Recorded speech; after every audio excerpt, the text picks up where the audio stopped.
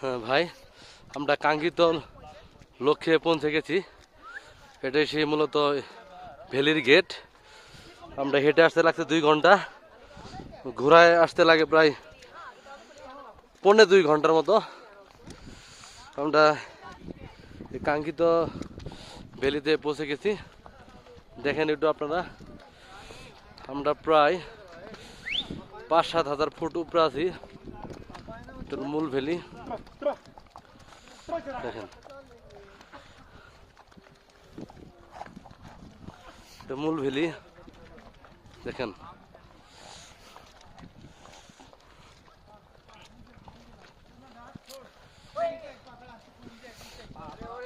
এই যে ফাস্টটা